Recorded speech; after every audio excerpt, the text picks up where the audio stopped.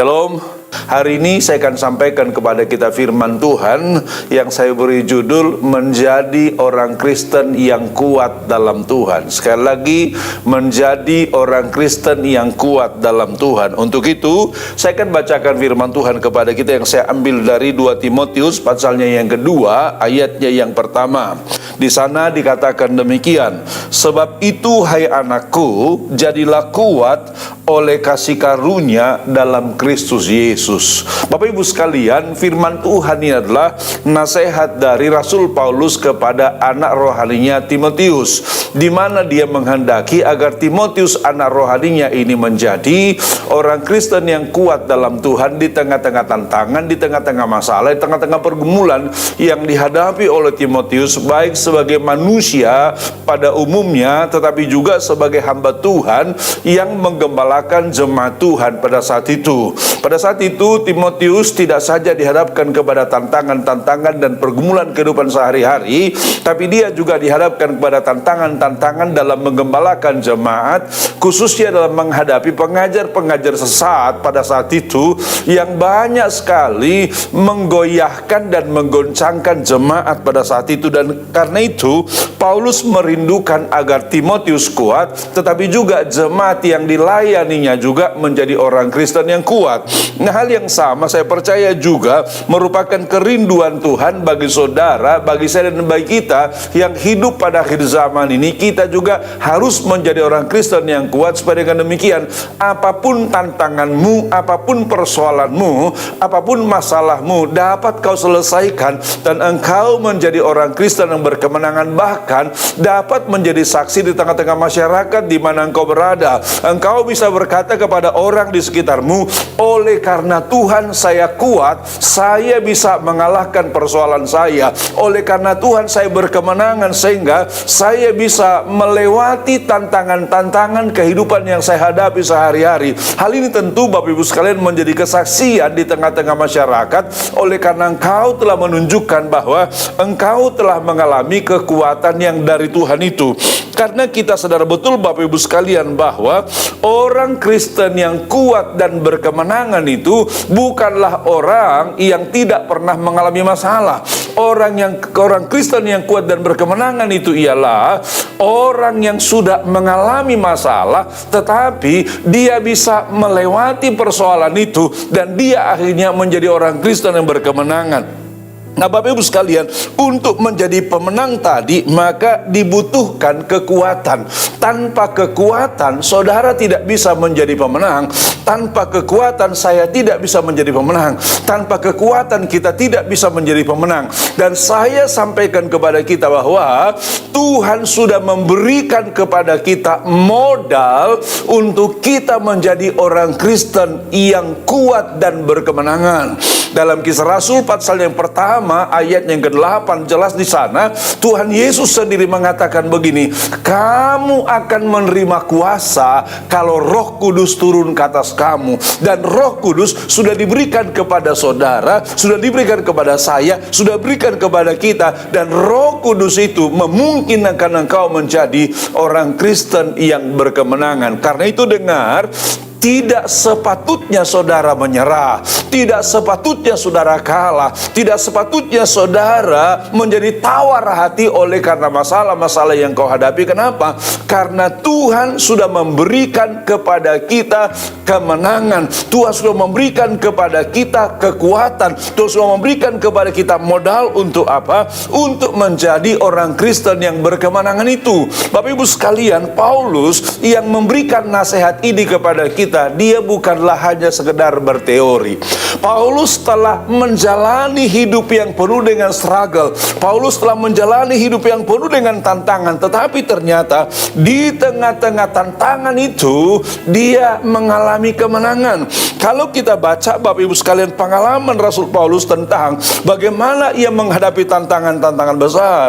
Oh, saya mau katakan kepada kita, tantangan yang saudara hadapi, tantangan yang saya hadapi, tantangan yang kita hadapi belum seberapa dibandingkan dengan apa yang dialami oleh Rasul Paulus. Kalau kita lihat Alkitab dalam 2 Korintus pasalnya yang ke-11, ayatnya yang ke-23 sampai dengan ayatnya yang ke-29, Bapak Ibu sekalian, jelas sekali di sana kita lihat tantangan-tantangan yang sudah dihadapi oleh Rasul Paulus itu jauh lebih besar dari apa yang saudara hadapi, dari apa yang saya hadapi, dari apa yang kita hadapi. Dia mengatakan begini, Bapak Ibu sekalian, dalam 2 Korintus pasalnya yang ke-11 ayat 23, apakah mereka pelayan Kristus? Dia berkata, aku berkata seperti orang gila. Dia berkata, aku lebih lagi. Dia sebutkan begini, Bapak Ibu sekalian, aku lebih banyak berjeri lelah, aku sering di dalam penjara, aku didera di luar batas, kerap kali aku dalam bahaya maut. Dengar Bapak Ibu sekalian, ayat 24 dia katakan begini, 5 kali aku disesah orang Yahudi, setiap kali 40 kurang 1. 3 kali aku didera, 1 kali aku dilempar dengan batu, 3 kali mengalami karam kapal, sehari semalam aku terkatung-katung di tengah laut. Dan banyak lagi tantangan yang dihadapi oleh Paulus yang sebetulnya bisa saja menjadi alasan bagi dia untuk menyerah dan berkata sudahlah. Bisa saja menjadi alasan bagi Paulus untuk berkata, saya udah gak kuat lagi, saya udah gak mampu lagi, saya udah gak sanggup lagi. Tapi dengar baik-baik, ternyata kesukaran, kesulitan, dan tantangan yang dihadapi oleh Paulus tidak membuat dia menyerah. Kesukaran dan tantangan yang dihadapi oleh Paulus tidak membuat dia tawar hati. Justru tantangan itu membuat dia semakin kuat, sehingga sejarah membuktikan kepada kita, Paulus telah menunjukkan karya-karya yang gilang gemilang. Sejarah telah menunjukkan kepada kita bahwa Paulus telah mengalami hal-hal yang besar, hal-hal yang dahsyat. Itu sebabnya Bapak Ibu sekalian, kalau dia menasehatkan kepada anak rohaninya Timotius, hai anakku, jadilah kuat dalam Tuhan. Nasihat yang sama juga menjadi bagian saudara.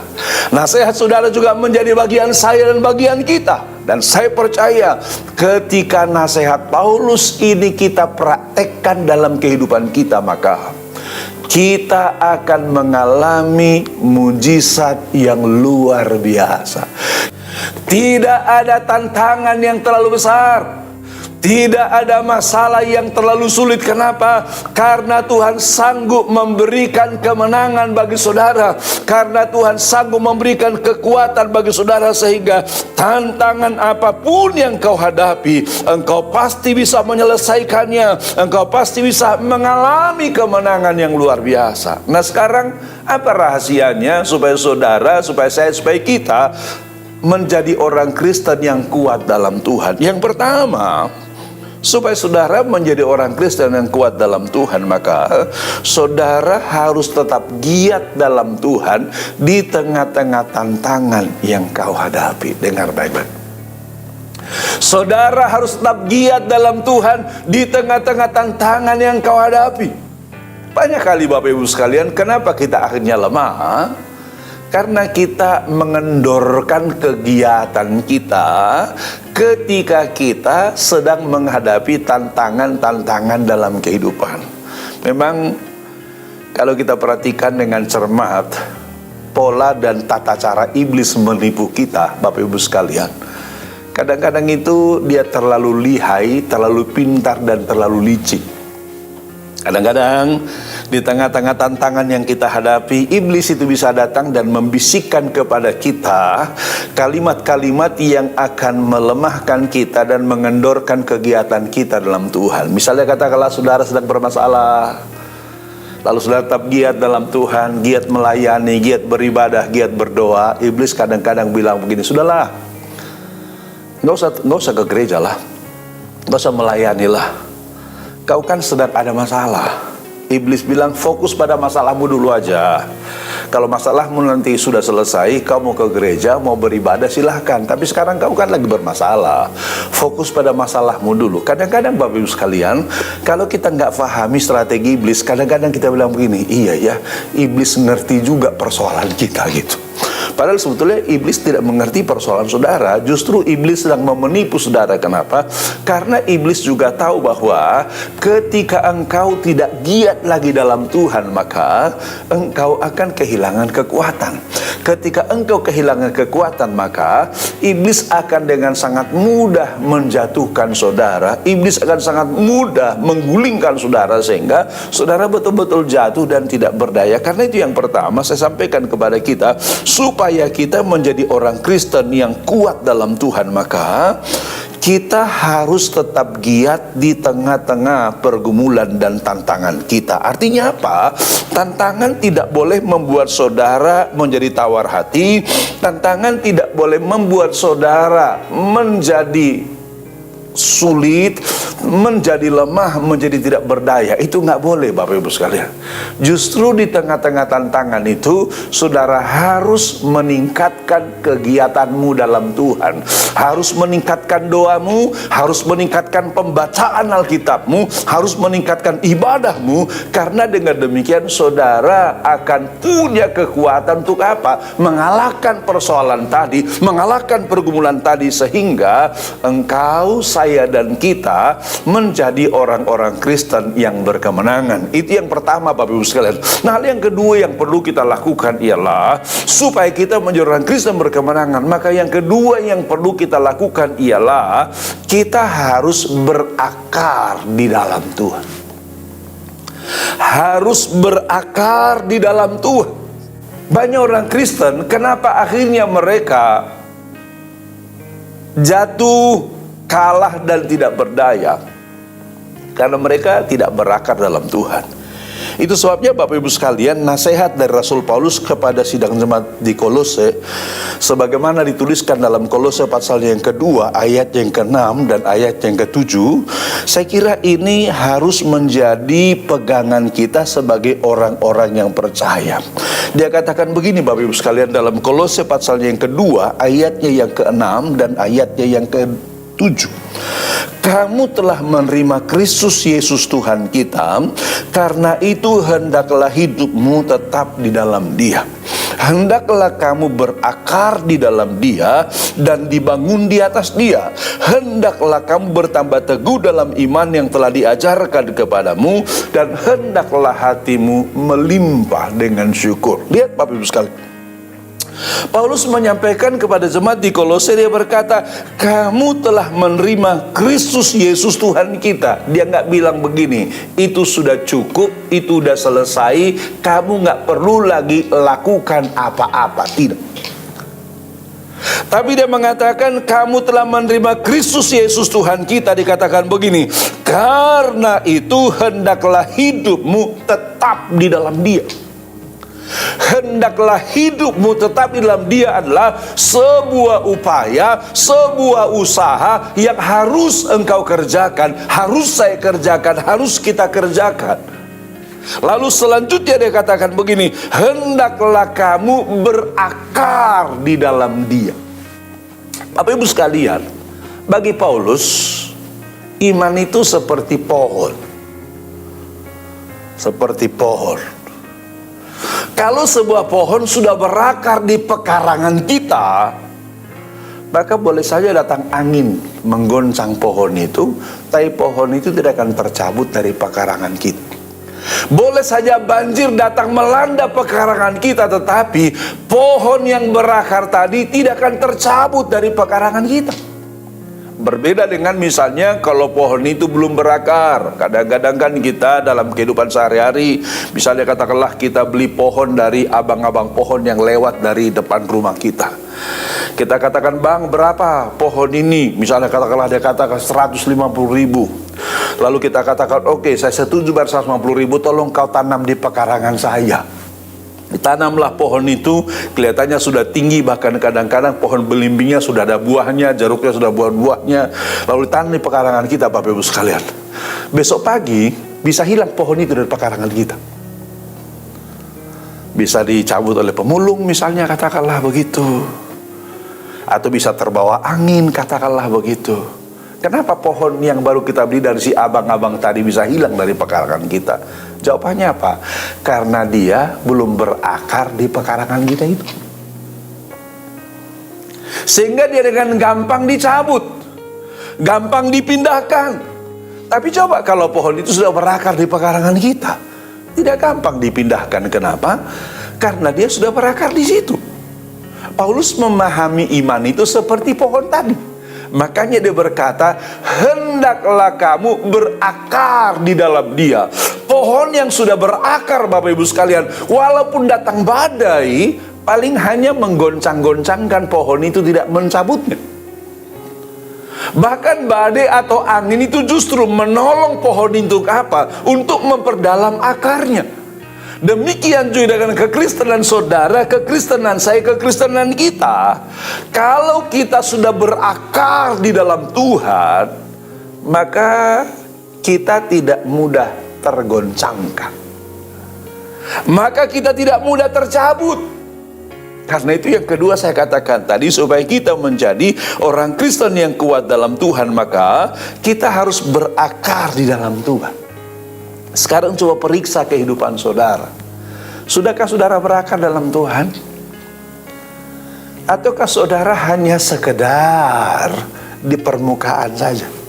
Ingat, satu kali Yesus pernah memberikan perumpamaan tentang penabur. Dia katakan begini, Bapak Ibu sekalian, satu kali ada seorang penabur yang pergi untuk menabur. Ketika dia menaburkan benih, kata Yesus, sebagian benih itu jatuh di pinggir jalan, sebagian jatuh di tanah yang berbatu-batu, sebagian jatuh di tengah semak duri, sebagian lagi jatuh di tanah yang subur. Bapak Ibu sekalian, kalau kita dalami arti perumpamaan ini, ternyata tanah yang menerima benih itu berbicara tentang hati orang yang mendengar firman. Dia mengatakan begini, Bapak Ibu sekalian, pinggir jalan itu berbicara tentang orang yang mendengar firman tapi nggak mengerti. Karena nggak mengerti, datanglah si jahat dan mencuri yang ditaburkan itu. Dikatakan dalam Alkitab, itulah benih yang jatuh di pinggir jalan. Dia berkata, benih yang jatuh di tanah yang berbatu-batu ialah orang yang mendengar firman, menerimanya dengan sukacita, tapi tidak berakar. Kenapa tidak berakar? Karena tanahnya berbatu-batu, hanya di permukaan saja tanahnya ada, tapi tidak dalam. Akibatnya apa? Alkitab mengatakan, ketika datang musim kemarau, ketika datang aniaya oleh karena firman itu, dikatakan apa? Menjadi layulah dia. Kenapa? Tidak berakar. Tidak berakar. Saya mau sampaikan kepada kita, orang-orang Kristen yang tidak berakar, maka dia akan dengan sangat mudah dikalahkan dan digoncangkan oleh dunia ini. Lalu dikatakan benih yang ketiga itu adalah benih yang jatuh di tengah semak duri. Apa semak duri itu? Alkitab lagi-lagi menjelaskan. Semak duri ialah orang yang mendengar firman Tuhan satu sisi, tapi yang kedua mendengar juga nasihat orang fasik. Sehingga dua-duanya sama-sama tumbuh dan saling menghimpit. Jadi firman Tuhan tumbuh, nasihat orang fasik tumbuh di hati kita sehingga saling menghimpit. Lalu kemudian dikatakan benih itu pun tidak tumbuh dengan baik. Lalu disebutkan sebagian yang terakhir jatuh di tanah yang subur. Tanah yang subur itu berbicara tentang orang yang mendengar firman dan mengerti, sehingga firman itu berakar lalu bertumbuh dan berbuah. Saya mau sampaikan kepada kita, dari perumpamaan ini Tuhan ingin agar saudara, agar saya, agar kita menjadi apa? Menjadi orang Kristen yang berakar di dalam Tuhan. Tanpa akar, saudara akan dengan sangat mudah digoncangkan. Tanpa akar, saudara akan dengan sangat mudah dipatahkan. Tanpa akar, saudara akan dengan sangat mudah dicabut. Dan saya mau katakan kepada kita, Bapak Ibu sekalian, Sudah terlalu banyak orang-orang Kristen yang akhirnya tercabut dari Tuhan. Kenapa? Mereka tidak berakar. Ini menjadi pelajaran bagi saudara, ini menjadi pelajaran bagi saya, ini menjadi pelajaran bagi kita, khususnya pada akhir zaman ini.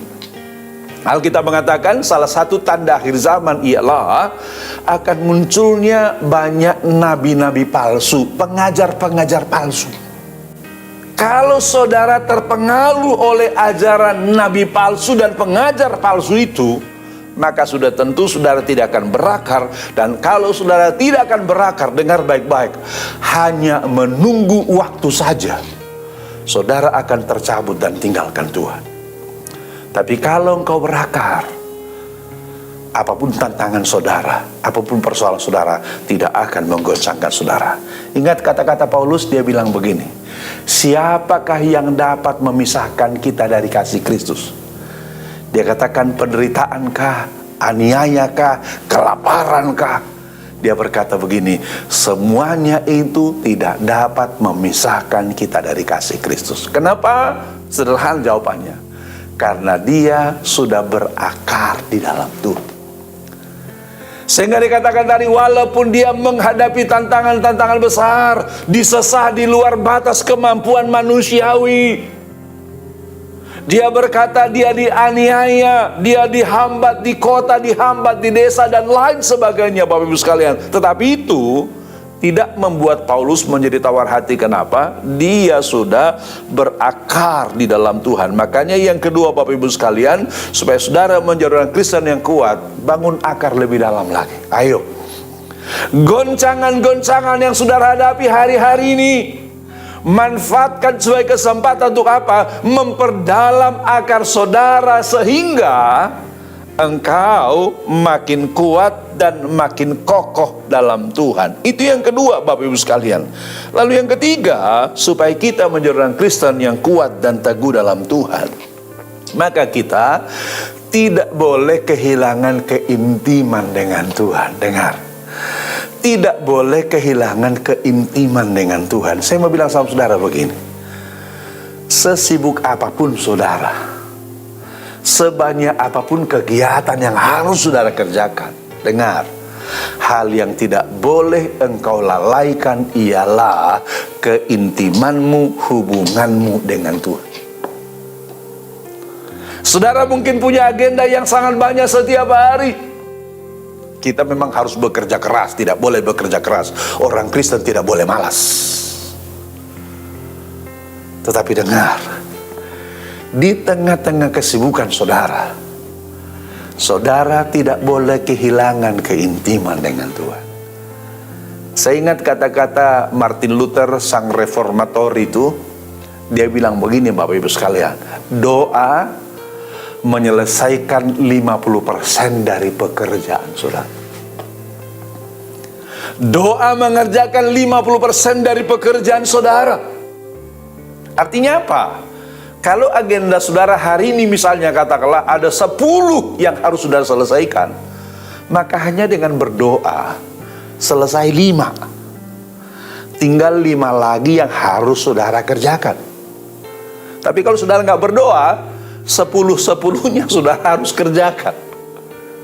Kenapa Martin Luther mengatakan itu? Karena dia menyadari betul bahwa Tuhan membantu dia, Tuhan menolong dia, Tuhan memberikan kekuatan kepadanya untuk apa? Untuk menyelesaikan agenda-agenda harian yang harus dia selesaikan. Makanya sekali lagi Bapak Ibu sekalian, supaya kita menjadi orang Kristen yang berkemenangan, kita tidak boleh kehilangan keintiman dengan Tuhan. Waktu-waktu doa saudara tidak boleh saudara abaikan. Waktu-waktu pembacaan Alkitab saudara tidak boleh saudara abaikan. Karena ketika engkau mengabaikan waktu-waktu doamu, waktu-waktu pembacaan Alkitabmu, maka engkau sebetulnya sedang membiarkan dirimu menjadi lemah dan tidak berdaya. Kau sedang membiarkan dirimu menjadi lemah dan tidak berdaya.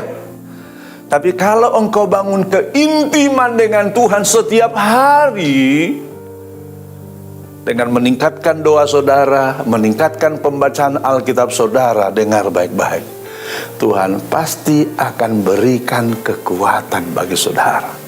Mungkin saudara bertanya begini, Pak Pendeta, saya ini orang sibuk, Pak. Saya tidak punya waktu katakanlah berdoa di pagi hari.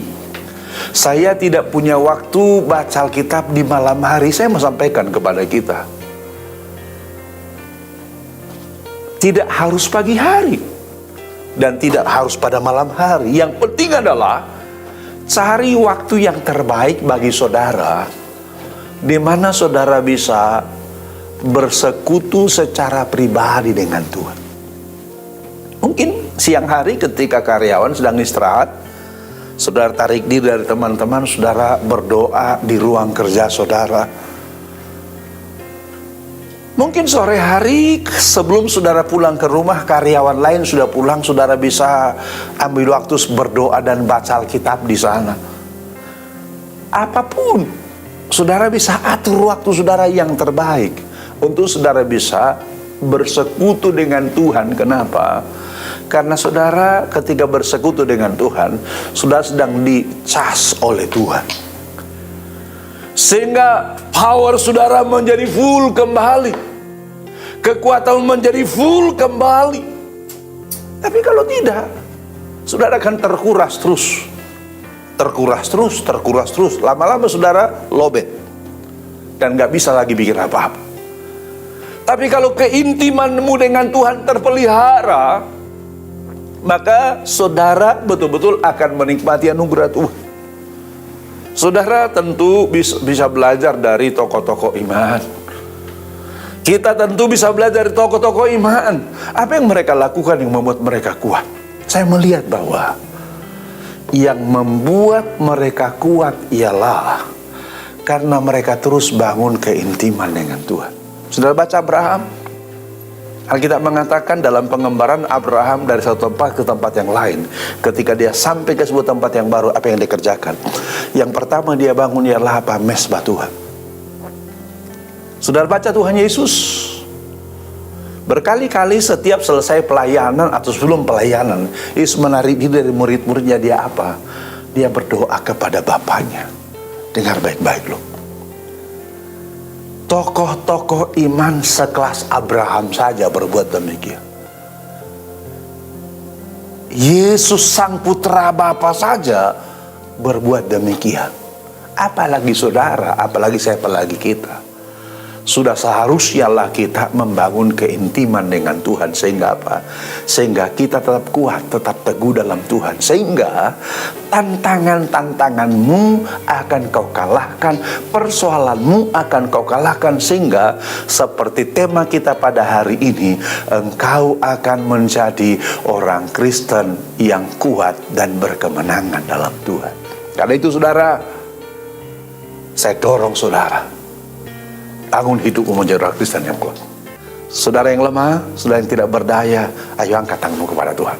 Saya akan berdoa bagi saudara dan saya percaya Tuhan pasti akan berikan kemenangan bagi saudara. Dalam nama Yesus, Tuhan berikan kekuatan bagi setiap umatmu, para pemirsa Mimbar Betel ini, dimanapun mereka berada, jadikan mereka menjadi umatmu yang kuat dan berkemenangan, sehingga mereka menjadi terang, mereka menjadi saksi tengah-tengah dunia bahwa ternyata orang-orang yang percaya kepada Tuhan, Tuhan berikan kemenangan, Tuhan berikan kekuatan dan mujizat dalam kehidupan mereka, sehingga hal-hal yang besar menjadi bagian mereka mulai sekarang sampai selama-lamanya. Dalam nama Yesus kami bersyukur dan berterima kasih kepada Tuhan. Haleluya. Amin. Tuhan berkati saudara sekalian.